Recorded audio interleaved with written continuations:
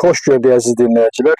Məhz dünən gecədən başlayaraq Amerika, yəni Trump hökuməti artıq Husilərin vurulması qərarını verdi və bununla bərabər Yəhya Sarı deyilən əsasən Husiləri təmsil edən Mətbuat Şurasının rəhbərliyi edən bir insanın da öldürülməsi barəsində məlumat yayılıb və ən vacib olan məsələlərdən də biri bundan ibarətdir ki, məhz Trumpın tapşırığı ilə bildirilib ki, İran bu məsələyə qarışmasın, İran buna kömək etməsin, yoxsa həddindən artıq onun üçün ağır olacaq. Yəni demək istədiyim məsələ nədən ibarətdir? Mən bu barədə istər Hizbullah olsun, istər Hamas olsun, istərsə də Husilər olsun, bunların İranın proksiləridir. Bunları həyatdan götürmək, necə ki Hamasa son qoyuldu, necə ki Hizbullah ağır vəziyyətə salındı, necə ki Suriyada demək ki, İranın ayağı kəsildi. Bu günlər Husilərin də vurulması çox keçməz. Yəni Husiləri də darmadağın elərlər. Zaten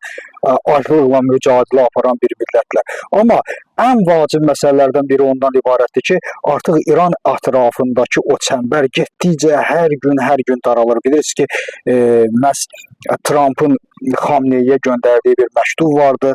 O məktuba cavab verilməsə, əlbəttə o məktub elə bir tərzdə yazılmışdı ki, nəinki Xamneyinin yerində bir başqası da olsaydı, bu bir təslimçilik aktı idi, bu təslimçilik sazişi idi. Buna kimsə razılaşmazdı.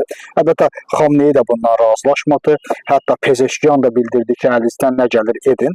Amma bütün bunun uzun sözün qısası məsələ bundan ibarətdir ki, İran ətrafındakı vəziyyət getdikcə daralır və İranın vurulması an məsələsidir.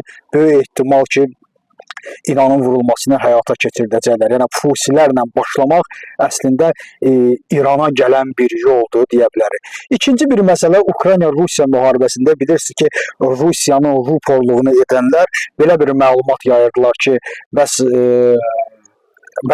bunu Putin hakimiyyəti də bildirir ki, Kurskda güya Ukrayna ordusu mühasirəyə düşüb, aman eləyiblər, biz onları buraxacağıq. Bunlar hamısı şayələrdir. Bu hələ Ukrayna tərəfindən heç kəs bunu təsdiqləməyib. Əgər təsdiqləsələr də burada böyük bir hadisə baş verməyib. Bu müharibədir. Burada yüzlərlə insan Ukraynadan düşür, yüzlərlə də insan Rusiya tərəfdən düşə bilər. Bunlar çox vacib məsələlər deyil. Amma məsələ bundan ibarət ki, bu yalan bir informasiyadır. Bu yalan bir informasiyadır.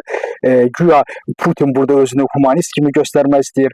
Trumpın sülh sazişinə dolayısı yolla yox deyən Putin yenə də bir manevrlər etmək istəyir. Güya yumuşaldığını bildirmək istəyir. Bax, insanları öldürmədi. Bax, Kurskda güya insanlar əsir düşmüşdü. Onları öldürmədi. Belə buraxacaq, onları mühakimə etməyəcək kimi deyilən məsələlər yanlışdır və heç bir həqiqəti əks etdirmir. Sadəcə olaraq bunlar manevrdir. Sadəcə olaraq bu günlər psixoloji ciddi bir müharibə gedir. Həqiqətən psixoloji ciddi bir müharibə gedir və bu müharibə əsasən Amerika və necə deyərlər, Rusiya arasında gedir və bu müharibə necə bitəcək? Hər kəs özünü, əsasən də Putin özünü ona, Trumpa yaxşı mənada satmaq istəyir, amma bu satış alınacaqmı? Bax, bu məsələni inşallah izləyib görəcəyik. Təşəkkür edirəm diqqətinizə görə.